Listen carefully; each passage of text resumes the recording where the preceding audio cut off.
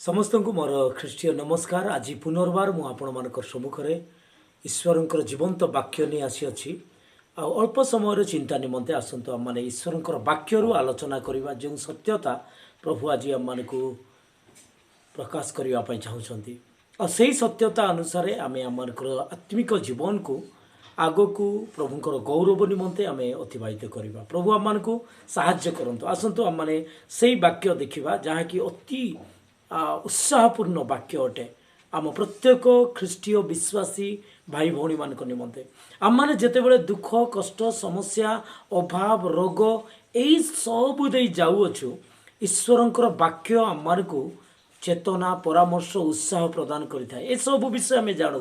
तेणु ईश्वर से जीवंत वाक्य गोटे पद आपण मान सम्मुख रखा इच्छा करी और से पद जहाँकि ईश्वर वाक्य सत्य अटे आम को जे उत्साह प्रदान करू आ मो जीवन रे प्रभु यही समय रे यही परिस्थिति रे यही अवस्था रे प्रभु से वाक्य द्वारा मते उत्साह प्रदान करी अछंती। तेणु मु आपण मानकर सम्मुखरे भी सेही जीवंत वाक्य को रखिबा चाहूची आ सेही जीवंत वाक्य अति सुपरिचित आपण मान अनेक थर पढ़िथिबे जानिथिबे आ सुनिथिबे आ सेही विषय को ही मु आपण मानकर सम्मुख रखिबी जहाँकि रोमियो 12 तार 12 पद।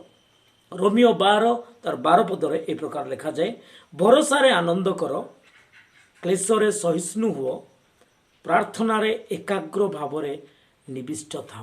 यही तीनोटी विषय आम देखुअछु ए वाक्य रे ए पद रे प्रभु आम मान को यही पद द्वारा आम मानकर जेकोसी परिस्थिति होता आम मानकर जेकोसी अवस्था होता ईश्वरंकर जीवंत रब जीवंत वाक्य आज आम मान को ताहा ज्ञात कराए जे यही रोमियो 12 पद प्रकार प्रभु आम मान को उत्साह देवाई चाहते, शिक्षा चेतना देवाई चाहते आ प्रभु आम मान को जड़े देवाई चाहते जे तुम्हें माने भरोसा रे आनंद कर। तीनोटी विषय, प्रथम विषय भरोसा रे आनंद कर, द्वितीय विषय क्लेश रे सहिष्णु हुओ आ तृतीय विषय प्रार्थना रे एकाग्र भाव रे निविष्ट था। यही तीनोटी विषय आम मान जीवन रे अति आवश्यक अति जरूरी। जदि आम ये तीनोटी विषय को गभीर भाव जदि नेबा आम जीवन पाई ताहले ये तीनोटी विषय जदि आम करूअछु ताहले निश्चित भाव आम मानकर जेकोसी परिस्थिति हो जेकोसी अवस्था हो आम कौन प्रकार चिंतित व्यतिव्यस्त हवा ना। आ प्रभुंकर ये वाक्य आम मान को कह जाउछे भरोसा रे आनंद कर। प्रिय माने प्रभु आम मान को भरोसा देइछंती, आम मान को अनेक भरोसा देइछंती तांकर प्रतिज्ञा रे प्रभुंकर वाक्य रे से आम मानकर आशा से आम मानकर भरोसा जदि आम तांको विश्वास करूअछु ताहले तांकर भरोसा रे मध्य आम विश्वास करबा संगे संगे प्रभु जो भरोसा आम मान को देइछंती से भरोसा स्मरण करी और तांकर भरोसा रे आम आनंद करिवार अछि। द्वितीय विषय संक्षिप्त भाव मु कहबा पे चाहूछि, क्लेश रे सहिष्णु हुओ। आम अनेक समय रे आम मान जीवन रे क्लेश दुख अभाव रोग आसी आम सह करि पारुना, आम सहिष्णु होना, किंतु प्रभु आम मान जीवन रे आशा करुछंती सह करिवारे सहिष्णु हेबारे। तेणु कहउछंती क्लेश समय रे तुम्हें सह कर सहिष्णु हो बोली। आज आम अनेक चिंता करुचु प्रार्थना करुचु आम मान जीवन रे मिराकुलसली आश्चर्य भावे प्रभु कार्य करंतु। आम चाहूँ प्रत्येक मनुष्य इच्छा करेंगे आ प्रत्येक विश्वासी माने जे सांगे सांगे प्रार्थना कले सांगे सांगे ताहा ही जीवार अछि, सांगे सांगे उत्तर मिलबार अछि, सांगे सांगे आश्चर्य कर्म जीवन रहबार अछि। सेतिपई से माने अनेकंक निकट को जाई प्रार्थना कराई थांती, अनेकंक ठारू से आश्चर्य कर्म आशा करि थांती और प्रार्थना करू करू मिल जाओ बोली। किंतु प्रभु कहउछंती तुम्हें अपेक्षा कर, धैर्य धर। आ प्रभु कहउछंती तुम्हें सहिष्णु हेई तुम्हें रुह, दीर्घ सहिष्णु आत्मा को फल। आम जीवन रे प्रभु आशा करुछंती आमे सहयोग करबा विषय, आमे प्रभु ठारे अपेक्षा करबा विषय, आमे प्रभु ठारे तांकर वाक्य प्रकार सह दीर्घ सहिष्णु सहिष्णु हेबा विषय। आम दुख क्लेश समय रे प्रभु आम को कहउछन तांकर वाक्य द्वारा तुम्हें सहिष्णु हो बोली। कि प्रकार सहिष्णु होबा? तृतीय विषय आम देखुछु एकाग्र भावे प्रार्थना रे निविष्ट थाओ। यही जो पद आम देखुछु प्रार्थना रे निविष्ट थाओ एकाग्र भावे माने एटा कंटिन्यूली ଅନବରତ କରିବା ବିଷୟ। ତେଣୁକରି ବାକ୍ୟରେ ଆମେ ଦେଖୁ ଅନେକ ପଦ ଗୁଡ଼ାକରେ ନିରନ୍ତର ପ୍ରାର୍ଥନା କର ବୋଲି, ସର୍ବ ଅବସ୍ଥାରେ ସର୍ବ ପରିସ୍ଥିତିରେ ପ୍ରାର୍ଥନା କର ବୋଲି। ଆମମାନଙ୍କ ପ୍ରିୟ ପ୍ରଭୁ ଯୀଶୁ ଖ୍ରୀଷ୍ଟ ଜଣେ ଆଦର୍ଶ ଭାବେ ସେ ନିର୍ଜନ ସ୍ଥାନ ମାନଙ୍କରେ ପ୍ରାର୍ଥନା କରୁଥିଲେ, ସେ ରାତ୍ରି ଯାକ ପ୍ରାର୍ଥନା କରୁଥିଲେ। ପ୍ରଭୁ ଯୀଶୁ ଖ୍ରୀଷ୍ଟ ସେ ପ୍ରାର୍ଥନାକୁ ଗୁରୁତ୍ୱ ଦେଇଥିଲେ ତାଙ୍କର ଜୀବନରେ। ଆଉ ଆଜି ଆମେ ମନୁଷ୍ୟ, ଯଦି ଆମମାନଙ୍କର ପ୍ରଭୁ ଏତେ ଗୁରୁତ୍ୱ ଦେଇଥିଲେ ପ୍ରାର୍ଥନାକୁ, ତାହେଲେ ଆମେମାନେ କେତେ ଗୁରୁତ୍ୱ ଦେବାର ଅଛି ଆଉ କେଉଁ ସମୟରେ ଆମେ ପ୍ରାର୍ଥନା କରିବାର ଅଛି? ଯେତେବେଳେ ଅସୁବିଧା ପଡ଼ୁଛି, କ୍ଲେଶ ଦୁଃଖ ପଡ଼ୁଛି, କ'ଣ ସେତେବେଳେ ହିଁ ଆମେ ପ୍ରାର୍ଥନା କରିବା କି? କିନ୍ତୁ ଏଠାରେ କୁହାଯାଉଛି ଯେ ଅନବରତ ଏକାଗ୍ର ଭାବେ ତୁମେ ପ୍ରାର୍ଥନା କରୁଥାଅ। ତାର ଅର୍ଥ ନାହିଁ ଯେ ଆମେ ସବୁବେଳେ ଆଖି ବନ୍ଦ କରି ଯେଉଁଠି ପାରିଲା ସେଇଠି ପ୍ରାର୍ଥନା କରିବା, ସେ ବିଷୟ କୁହାଯାଉ ନାହିଁ। ଏକାଗ୍ର ଭାବେ ନିବିଷ୍ଟ ଚିତ୍ତ ଅର୍ଥ ଆମେ ଚାଲିଲା ବେଳେ, ବସିଲା ବେଳେ, ଉଠିଲା ବେଳେ, କାମ କଲା ବେଳେ, ସବୁ ଅବସ୍ଥାରେ ସବୁ ପରିସ୍ଥିତିରେ ଆମେ ପରମେଶ୍ୱରଙ୍କ ସହିତ ଗୋଟିଏ ଯୋଗାଯୋଗ କରିପାରିବା। ପ୍ରଭୁ ପରମେଶ୍ୱରଙ୍କ ସହିତ ଆମେ ଆମର ସେଇ ଯୋଗାଯୋଗରେ ଆମେ ପ୍ରଭୁଙ୍କ ନିକଟତର ରହିପାରିବା। ପ୍ରାର୍ଥନା ହେଉଛି ଈଶ୍ୱରଙ୍କର ସହିତ କଥା ହେବାର ବିଷୟ। ପ୍ରାର୍ଥନା ହେଉଛି ପ୍ରଭୁଙ୍କର ସହିତ ଯୋଗାଯୋଗ କରିବା ବିଷୟ। ପ୍ରାର୍ଥନା ହେଉଛି ଈଶ୍ୱରଙ୍କର ସାନ୍ନିଧ୍ୟକୁ ଯିବା ବିଷୟ। ଗୀତ ସଂହିତାରେ ଲେଖାଯାଇଛି, ଯେଉଁମାନେ ଈଶ୍ୱରଙ୍କର ନିକଟରେ ସତ୍ୟ ଭାବରେ ପ୍ରାର୍ଥନା କରନ୍ତି, ସେଇ ପ୍ରାର୍ଥନାକାରୀ ସମସ୍ତଙ୍କର ନିକଟବର୍ତ୍ତୀ ପରମେଶ୍ୱର ସେ ପ୍ରଭୁ ବୋଲି। ଗତ ଦିନମାନଙ୍କର ଏହି ଭିଡ଼ିଓ ମଧ୍ୟ ମୁଁ ବନାଇଥିଲି। ଆଉ ଗତ ଦିନମାନଙ୍କରେ ମୁଁ ଏହି ପ୍ରାର୍ଥନା ବିଷୟରେ କହୁଥିଲି, ଯେଉଁମାନେ ପ୍ରାର୍ଥନା କରନ୍ତି ପ୍ରଭୁ ସେମାନଙ୍କର ନିକଟବର୍ତ୍ତୀ। କେବଳ ସେତିକି ନୁହେଁ, ଆମେ ଯେତେବେଳେ ପ୍ରାର୍ଥନା ସହ ଯାଉଅଛୁ ଆମେ ପ୍ରଭୁଙ୍କର ନିକଟବର୍ତ୍ତୀ ହେଉଛୁ। ତେବେ ପ୍ରଭୁଙ୍କ ସହିତ ଆମେ କେତେ କ୍ଲୋଜ୍ ବା ନିକଟରେ ଆମେ ରହୁଛୁ, କେତେ ତାଙ୍କର ଉପସ୍ଥିତି ସାନ୍ନିଧ୍ୟରେ ରହୁଛୁ ଯେତେବେଳେ ଆମେ ପ୍ରାର୍ଥନା କରୁ, ତେବେ ଆମେ ସବୁବେଳେ ଆମ ଜୀବନରେ ଏହି ପ୍ରାର୍ଥନାକୁ ଜାରି ରଖିବାର ଅଛି। ଯେତେବେଳେ ଚାଲୁଛୁ, ଯେତେବେଳେ କାର୍ଯ୍ୟ କରୁଛୁ, ଯେତେବେଳେ ଯେକୌଣସି ବିଷୟ କରୁଛୁ, ସେ ସମୟରେ ପ୍ରଭୁଙ୍କର ସହିତ ଗୋଟେ ସଂଯୋଗ ରହିବାର ଅଛି। ପ୍ରଭୁଙ୍କୁ ଆମର ହୃଦୟର ସବୁ ବିଷୟ ଜଣାଇବାର ଅଛି। ମନେ ମନେ ହେଉ କିମ୍ବା ଚାଲୁଥିବା ବିଷୟ, ଚାଲୁଥିଲା ବେଳେ କି ଗାଡ଼ି ଚଲାଇଲା ବେଳେ କି ବସିଥିବା ବେଳେ, କାମ କଲାବେଳେ ପ୍ରଭୁଙ୍କର ସହିତ ଗୋଟେ କନେକ୍ସନ୍ ରହିବା ଭଳି ଗୋଟେ ଅବସ୍ଥା। ସବୁବେଳେ ତା ଆମର ହୃଦୟର ମନର ସବୁ ବିଷୟ ପ୍ରଭୁଙ୍କୁ କହିବା ବିଷୟ। ଆମର ପରିସ୍ଥିତି, ଆମର ପାପ, ଆମମାନଙ୍କର ଅଯୋଗ୍ୟତା, ଆମମାନଙ୍କର ଦୁର୍ବଳତା, ଆମମାନଙ୍କର ରୋଗ, କଷ୍ଟ, ଅଭାବ, ସମସ୍ୟା ସବୁବେଳେ ପ୍ରଭୁଙ୍କୁ ଜଣାଇବାର ବିଷୟ। ଯାହାକୁ କୁହାଯାଏ ଏକାଗ୍ର ଭାବେ ଆଉ ପ୍ରାର୍ଥନାରେ ନିବିଷ୍ଟ ହୋଇ ରହିବା। କ୍ଲେଶ ସମୟରେ ଜଣେ ବିଶ୍ୱାସୀ ହିଁ ଆନନ୍ଦ କରିପାରେ, କାହିଁକି? ପ୍ରଭୁ ତାକୁ ଭରସା ଦେଇଛନ୍ତି ବୋଲି। ତେଣୁକରି ଏଠାରେ ଲେଖାଗଲା ଯେ ଭରସାରେ ଆନନ୍ଦ କର। ଆଉ କ୍ଲେଶ ସମୟରେ ଆମେ କାହାକୁ ନିନ୍ଦା ନ ଦେଇ, ଏଇ କ୍ଲେଶ ଯେ ମୋତେ ପ୍ରଭୁ ଆଉ ଏଇ କ୍ଲେଶ ମୋ ପାଇଁ ଅଛି ଏ ଜଗତରେ, ପ୍ରଭୁ କହୁଛନ୍ତି ସାହସ ଧର ବୋଲି। ତେଣୁକରି ମୋତେ ସାହସର ସହିତ, ଧୈର୍ଯ୍ୟର ସହିତ ଆଉ ମୁଁ ସହ୍ୟ କରିବି। ତେଣୁକରି ଏଠାରେ ଲେଖାଗଲା କ୍ଲେଶରେ ସହିଷ୍ଣୁ ହୁଅ ବୋଲି। ଆମର ଯୋହନ 16:33 ଆମେ ଦେଖୁ ଯେ ଜଗତରେ ତୁମମାନଙ୍କ ନିମନ୍ତେ କ୍ଲେଶ ଅଛି, କିନ୍ତୁ ସାହସ ଧର, ମୁଁ ଜଗତକୁ ଜୟ କରିଅଛି। ଜଗତକୁ ଆମମାନଙ୍କ ପ୍ରଭୁ ଜୟ କରିଛନ୍ତି, କ୍ଲେଶ ଅଛି ବୋଲି କହୁଛନ୍ତି। ତେବେ ଆମମାନଙ୍କ ଜୀବନର ବି କ୍ଲେଶ ଅଛି, ଆମମାନଙ୍କ ଜୀବନରେ ବି ଦୁଃଖ, କଷ୍ଟ, ପରୀକ୍ଷା, ସମସ୍ୟା ଅଛି, କିନ୍ତୁ ସାହସ ଧର ବୋଲି ପ୍ରଭୁ କହୁଛନ୍ତି। ଆଉ ଏଠାରେ କହୁଛନ୍ତି ତୁମମାନଙ୍କର କ୍ଲେଶରେ ତୁମେ ସହିଷ୍ଣୁ ହୁଅ ବୋଲି କହୁଛନ୍ତି। ଆଉ ପ୍ରଭୁ ମଧ୍ୟ ଦୁଃଖ ଭୋଗ ନିମନ୍ତେ ଆମମାନଙ୍କୁ ଅନୁଗ୍ରହ ଦେଇଛନ୍ତି ବୋଲି ଆମେ ଫିଲିପିଓ 1:29 ଆମେ ଦେଖୁଛୁ। ବିଶ୍ୱାସ କରିବା ଦ୍ୱାରା ତୁମମାନଙ୍କୁ ଯେ ଅନୁଗ୍ରହ ଦତ୍ତ ବା ଦିଆଯାଇଛି ତାହା ନୁହେଁ, କିନ୍ତୁ ଦୁଃଖ ଭୋଗ ନିମନ୍ତେ ମଧ୍ୟ ଅନୁଗ୍ରହ ଦତ୍ତ ହୋଇଅଛି ବା ଦିଆଯାଇଛି ବୋଲି। ଆମେ ଯଦି ପିତରଙ୍କର ପୁସ୍ତକରେ ଦେଖିବା, ପ୍ରଥମ ପିତର 2:21 ସେଠାରେ ଲେଖାଯାଏ ଯେ ଏଥି ନିମନ୍ତେ ତୁମେ ଆହୁତ ହୋଇଛ, ତୁମମାନେ ଯେପରି ତାହାଙ୍କ ସହିତ ଦୁଃଖ ଭୋଗ କରିବ। ସେ ତୁମମାନଙ୍କୁ ଗୋଟେ ଆଦର୍ଶ ଦେଖାଇକି ଯାଇଛନ୍ତି। ଆମେ ବି ଯଦି ପ୍ରଭୁଙ୍କର ସେଇ ପାଦ ଚିହ୍ନ ଦେଇ ଗମନ କରୁଛୁ, ତାହେଲେ ପ୍ରଭୁ ଆମମାନଙ୍କୁ ଦୁଃଖ ଭୋଗ କରି ଆଦର୍ଶ ଦେଖାଇ ଯାଇଛନ୍ତି। ଆମେ ବି ସେଇ ଦୁଃଖ ଭୋଗ ସହିତ ଏଇ ଜଗତରେ ଚାଲିବାର ଅଛି ବୋଲି। ଏହା ହେଉଛି ଗୋଟେ ଖ୍ରୀଷ୍ଟିଆନ ଜୀବନର ସତ୍ୟତା। ଆଜି ଅନେକ ଦୁଃଖ କଷ୍ଟ ଆସିଲେ ପ୍ରଭୁଙ୍କ ଠାରୁ ସେମାନେ ଦୂରକୁ ଚାଲି ଯାଉଛନ୍ତି। ଈଶ୍ୱରଙ୍କର ବାକ୍ୟର ସତ୍ୟତାରୁ ସେମାନେ ଅହରି ଯାଉଛନ୍ତି।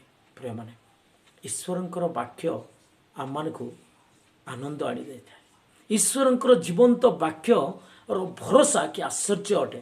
ଆପଣମାନେ ପ୍ରଭୁଙ୍କର ସାନ୍ନିଧ୍ୟକୁ ଗଲେ ଈଶ୍ୱରଙ୍କର ବାକ୍ୟର ସେ ଭରସା ପ୍ରାପ୍ତ ହୋଇପାରିବେ। ଗୀତ ରଚକ କହନ୍ତି, ଗୀତ ସଂହିତା 119:92 जदि तुमर व्यवस्था मोर आह्लादजनक होई नथिले मु दुखरे विनष्ट होई थांती बोली। आज अनेक जो मान पाखे भरोसा नहीं से माने दुखरे विनष्ट हो जाउछंती। से माने दुखरे प्रभुको ठारू से माने विच्छिन्न हो जाउछंती। प्रभुଙ୍କର ठारे विश्वास भरोसा रखिबा कथा किंतु से माने पछगुंचा जीवन काटुछंती से दुख कष्ट समस्या को देखि। किंतु प्रभु आमान को ता सिखाउ ना। दुख कष्ट समस्या आमानकर आत्मिक जीवन को बलिष्ठ करिवो। दुख कष्ट समस्या परीक्षा अनेक क्लेश आमान को प्रभुंकर निकटतर करि थाए। आमान को सिद्ध सबल संस्थापित करिवार गोटे माध्यम। कारण अल्प क्षणिक दुख भोग उतारे से तुमको सिद्ध सबल संस्थापित करिवे बोली आम प्रथम पितर आम देखुचु। तेणु यही विषय गुड़ाक आम को धैर्य और आशा आनी दे थाए। गोटे विश्वासी से केबे मध्य तार प्रत्येक परिस्थिति रे से विचलित होई न थाए।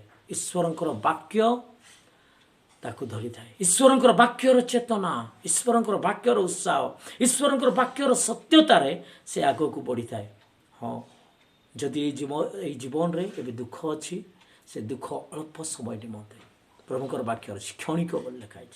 जदि बा क्लेश अछि अल्प समय निमंते दुख आ सुख को प्रभु पाखे पाखे रखी अछंती। प्रेम माने एही भरोसा रे आमे आनंद करिवार अछि। आ एही प्रकार क्लेश दुख दे गला बेले आ सहय करिवार अछि। तेणु वाक्य रे लेखा गला जे क्लेश रे सहिष्णु हो बोले। किंतु आमे केबे भी छाड़िबा नै से विषय। अनवरत आम जीवन रे हबार अछि ता अछि प्रार्थना। प्रार्थना अछि आमानकर शक्ति। प्रार्थना अछि आमानकर जीवन। जदि प्रार्थना नाही आमानकर जीवन रे ताहले आम माने दुर्बल होई जिबा। तेणुकर एकाग्र भावे प्रार्थना रे निविष्ट रहुथाओ बोली प्रभुकर वाक्य आमे सुनलु। जेकोसी परिस्थिति रे मध्य से प्रभु को डाकंतु। से प्रभु जानिचंती किंतु से चाहुचंती प्रार्थना कर बोली। तेणु से कहउचंती डिमांड करचंती मागो तुमार को दिया जीव। तुम माने मागु ना हो तेणु पाउ ना हो बोली। प्रेम माने आमे प्रभु दियंतु के बा न दियंतु किंतु आमे मागिबा अर्थात आमे प्रार्थना करिबा। सबु बेले आमानकर प्रार्थनामय जीवन को आगो को बढ़ाइबा। प्रभुंकर इच्छा से जदि चाहिए ओ से देवे। गत दिन मानकर मु कहूतिली जो माने प्रभुंक ठारे अपेक्षा करती से माने नुआ नुआ बल पाइबे बोली। अपेक्षा करिवार अर्थ कौन? आमान को बोर लगे, आमान को धैर्य दरकार, आमान को अपेक्षा करिवा समय रे आमान को विरक्त लगे। आमे जदि जन को कहिथिबा तमे आस आ मो अपेक्षा रे अछि बोली आ से जदि लेट कर देले आसीबारे ओ आमान को विचलित आमे हेई थाउ आ आम माने विरक्त हेई थाउ आम माने व्यतिव्यस्त हेई थाउ। से वेटिंग करिवा विषय बा अपेक्षा करिवा विषय रे प्रभु कहती जो माने प्रभुंको ठारे प्रभुंको ऊपर अपेक्षा करती से माने नुआ नुआ बल पाइबे, नुआ नुआ शक्ति पाइबे आ से माने शांत क्लांत नहीं ऊपर को उड़े उठिबे बोली प्रभु से माने उन्नत करिवे बोली।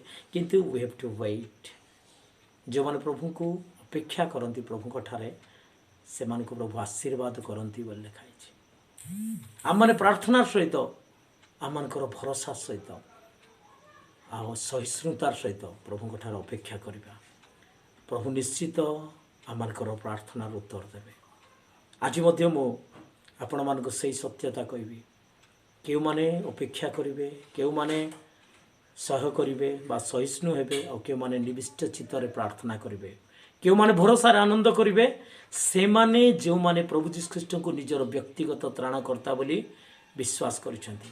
प्रभु जीशु ख्रीष्ट एकमात्र उद्धारकर्ता मुक्तिदाता जे कि आज को 2000 वर्ष पूर्वे नर रूप से ये जगत रे आसिले, मृत्युवरण कले आ 3 दिन पर मृत्यु को जय कर उठिले आ से ही आम मान को परित्राण देवे।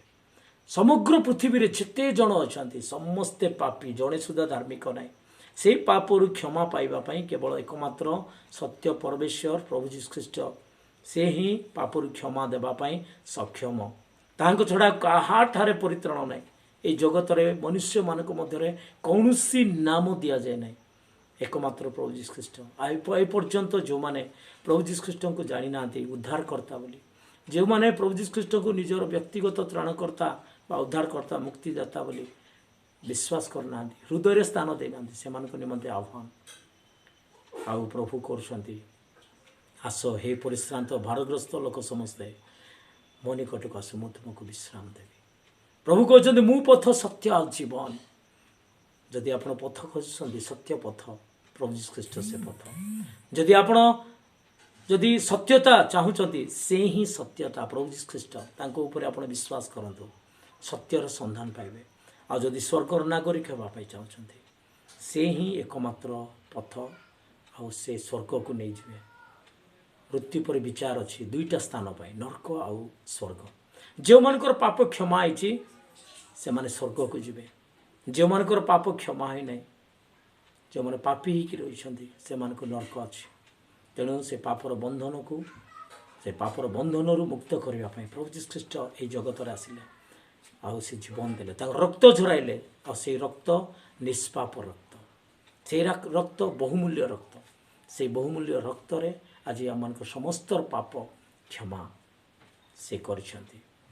ଆଉ ଆସନ୍ତୁ, ଏ ପର୍ଯ୍ୟନ୍ତ ଯେଉଁମାନେ ପ୍ରଭୁ ଯୀଶୁ ଖ୍ରୀଷ୍ଟଙ୍କୁ ବିଶ୍ୱାସ କରୁନାହାନ୍ତି, ମନେ ମନେ ହୃଦୟ ସହିତ ତାଙ୍କୁ ବିଶ୍ୱାସ କରି କୁହନ୍ତୁ, ପ୍ରଭୁ ମୁଁ ପାପୀ, ମୋତେ କ୍ଷମା କର। ଆସ ମୋର ହୃଦୟରେ, ମୋ ସମସ୍ତ ପାପ କ୍ଷମା କର। ଆଜି ମୁଁ ତୁମକୁ ନିଜର ବ୍ୟକ୍ତିଗତ ତ୍ରାଣକର୍ତ୍ତା ବୋଲି ଗ୍ରହଣ କରିବା ପାଇଁ ଚାହୁଁଛି। ପ୍ରଭୁ ମୋତେ କ୍ଷମା କର। ମୁଁ ବିଶ୍ୱାସ କରୁଛି ତୁମେ ମୋ ପାଇଁ ଆସିଥିଲ, ମରିଗଲ, ମରିକି 3 ଦିନ ପରେ ଉଠିଲ। ଏତିକି ଯଦି ହୃଦୟ ସହିତ ଆପଣ ମନେ ମନେ ବି ଯଦି ସ୍ୱୀକାର କରିଛନ୍ତି, ପ୍ରଭୁ ଆପଣଙ୍କର ହୃଦୟକୁ, ଆପଣଙ୍କ ଜୀବନକୁ ସେ ଜାଣୁଛନ୍ତି, ଆଉ ଆପଣଙ୍କର ସେ ପାପମୟ ଜୀବନରେ ପ୍ରଭୁ ଆସି ଆପଣଙ୍କର ହୃଦୟରେ ବାସ କରିବେ। ତେଣୁକରି ଡାକନ୍ତୁ, ଗ୍ରହଣ କରନ୍ତୁ ପ୍ରଭୁ ଯୀଶୁ ଖ୍ରୀଷ୍ଟଙ୍କୁ ନିଜର ବ୍ୟକ୍ତିଗତ ତ୍ରାଣକର୍ତ୍ତା ବୋଲି, ଆଉ ପାପ କ୍ଷମା ପାଆନ୍ତୁ। ଆଉ ଆଜି ଦିନରୁ ଗୋଟେ ନୂତନ ଜୀବନର ଆରମ୍ଭ କରନ୍ତୁ। ଯଦି ଏତିକି ପ୍ରାର୍ଥନା କରି ମାଗିଛନ୍ତି, ପ୍ରଭୁ ଯୀଶୁ ଖ୍ରୀଷ୍ଟଙ୍କୁ ବିଶ୍ୱାସ କରିଛନ୍ତି, ତାହେଲେ ନିଶ୍ଚିତ ହେଇଯାଆନ୍ତୁ ପ୍ରଭୁ ଯୀଶୁ ଖ୍ରୀଷ୍ଟ କ୍ଷମାକାରୀ। ସେ ଆପଣଙ୍କର ପାପକୁ କ୍ଷମା କରିଛନ୍ତି। ଯେପରି ପ୍ରଥମ ଜହନ 1:9 ପ୍ରକାରେ, ଯଦି ଆମ୍ଭେମାନେ ଆପଣ ପାପ ସ୍ୱୀକାର କରିଛୁ ବା କରୁ, ତାହେଲେ ସେ ବିଶ୍ୱସ୍ତ ଓ ନ୍ୟାୟବାନ ଅଟନ୍ତି ଆମମାନଙ୍କର ସମସ୍ତ ପାପ କ୍ଷମା କରିବା ପାଇଁ। ସେ ବିଶ୍ୱସ୍ତ ଓ ନ୍ୟାୟବାନ ପାପ କ୍ଷମା କରିବାକୁ। ଯଦି ଆପଣ ପାପ ସ୍ୱୀକାର କରିଛନ୍ତି, ପ୍ରଭୁ ଯୀଶୁ ଖ୍ରୀଷ୍ଟ ଗ୍ରହଣ କରିଛନ୍ତି, ଆପଣଙ୍କର ପାପ କ୍ଷମା କରି ବର୍ତ୍ତମାନ ସେ ଆପଣଙ୍କର ହୃଦୟରେ ଅଛନ୍ତି। ଆଉ ସେ କହୁଛନ୍ତି, ଏବେ ତୁମେ ଈଶ୍ୱରଙ୍କର ମନ୍ଦିର ହୋଇଛ। ଯେତେବେଳେ ପ୍ରଭୁ ଯୀଶୁ ଖ୍ରୀଷ୍ଟ ଆମର ହୃଦୟରେ ଆସୁଛନ୍ତି, ପ୍ରଭୁ ଯୀଶୁ ଖ୍ରୀଷ୍ଟ ଆମମାନଙ୍କର ହୃଦୟର ବାସସ୍ଥାନ, ତେଣୁକରି ଆମେ ମନ୍ଦିର ହୋଇଯାଉଛୁ। ପ୍ରଥମ କରିନ୍ତି 3:16 ପ୍ରକାରେ, ତୁମମାନେ କି ଜାଣ ନାହିଁ, ତୁମମାନେ ଈଶ୍ୱରଙ୍କର ମନ୍ଦିର। ପ୍ରିୟମାନେ, ଆପଣ ନୂତନ ସୃଷ୍ଟି ହୋଇଛନ୍ତି। 2 କରିନ୍ତି 5:17 ପ୍ରକାରେ। ଏଣୁ ଯଦି କିଏ ଖ୍ରୀଷ୍ଟଙ୍କ ଠାରେ ଅଛି, ସେ ନୂତନ ସୃଷ୍ଟି ହୋଇଛି। ଦେଖ ତା ଜୀବନରେ ପୁରାତନ ବିଷୟ ସବୁ ଲୋପ ପାଇଛି, ଦେଖ ନୂତନ ହୋଇଅଛି। ଏହି ବିଷୟ ମଧ୍ୟ ସେଇ ଯେଉଁମାନେ ପ୍ରଭୁ ଯୀଶୁ ଖ୍ରୀଷ୍ଟଙ୍କୁ ବିଶ୍ୱାସ କରୁଛନ୍ତି, ହୃଦୟରେ ସ୍ଥାନ ଦେଇଛି, ସେମାନଙ୍କୁ ନୂତନ ସୃଷ୍ଟି ବୋଲି କହିଛନ୍ତି। ଆଉ ପ୍ରଭୁ ଈଶ୍ୱରଙ୍କର ସନ୍ତାନ ବୋଲି ହେବାର ଅଧିକାର ଦେଇଛନ୍ତି। ଜହନ 1:12 ପ୍ରକାର, ଯେତେ ଜଣ ତାଙ୍କୁ ବିଶ୍ୱାସ କଲେ ଅର୍ଥାତ୍ ଗ୍ରହଣ କଲେ, ସେ ସମସ୍ତଙ୍କୁ ଈଶ୍ୱରଙ୍କର ସନ୍ତାନ ହେବାର ଅଧିକାର ଦେଲେ। ଆପଣ ଯଦି ପ୍ରଭୁ ଯୀଶୁ ଖ୍ରୀଷ୍ଟଙ୍କୁ ବିଶ୍ୱାସ କରିଛନ୍ତି, ହୃଦୟରେ ସ୍ଥାନ ଦେଇଛନ୍ତି, ତାହେଲେ ଈଶ୍ୱରଙ୍କର ସନ୍ତାନ ହେବାର ଅଧିକାର ପାଇଛନ୍ତି। ଆଉ ଆଜିରୁ ଆପଣ ଈଶ୍ୱରଙ୍କ ସନ୍ତାନ ବୋଲି ଖ୍ୟାତ ହେବେ। ପ୍ରଭୁ ଆପଣଙ୍କୁ ସାହାଯ୍ୟ କରନ୍ତୁ ଆଗକୁ ଏହି ପ୍ରକାର ଆତ୍ମିକ ଜୀବନରେ ବଢ଼ିବା ପାଇଁ, ପ୍ରଭୁଙ୍କୁ ବିଶ୍ୱାସ କରି ତାଙ୍କରି ଠାରେ ସାକ୍ଷୀ ବଢ଼ିବା ପାଇଁ। ଆପଣଙ୍କ ଜୀବନରେ ଦୁଃଖ, କଷ୍ଟ, ସମସ୍ୟା, ରୋଗ ଆସିଲେ ବି ପ୍ରଭୁ ତାଙ୍କର ବାକ୍ୟ ଦ୍ୱାରା, ଏହି ଜୀବନ୍ତ ବାକ୍ୟ ଯାହାକି ଆମେ ରୋମିଓ 12:12 ଦେଖିଲୁ, ଆଉ ସେଇ ବିଷୟ ଦ୍ୱାରା ଆପଣ ଉତ୍ସାହିତ ହୋଇ ଧୈର୍ଯ୍ୟ ସାହସର ସହିତ ଆଗକୁ ବଢ଼ନ୍ତୁ। ପ୍ରଭୁ ଆପଣଙ୍କୁ ଆଉ ମୋତେ ମିଳିତ ଭାବେ ପ୍ରଭୁ ଆମମାନଙ୍କୁ ଆଶୀର୍ବାଦ କରନ୍ତୁ। ସମସ୍ତ ଗୌରବ ତାହାଙ୍କୁ ଦେଇ ଏ ସମସ୍ତ ବିଷୟକୁ ପ୍ରଭୁଙ୍କର ଚଞ୍ଚଳ ରଖୁଅଛି। ପ୍ରଭୁ ପ୍ରଚୁର ପରିମାଣରେ ଆମ ସମସ୍ତଙ୍କୁ ଆଶୀର୍ବାଦ କରନ୍ତୁ। ଧନ୍ୟବାଦ।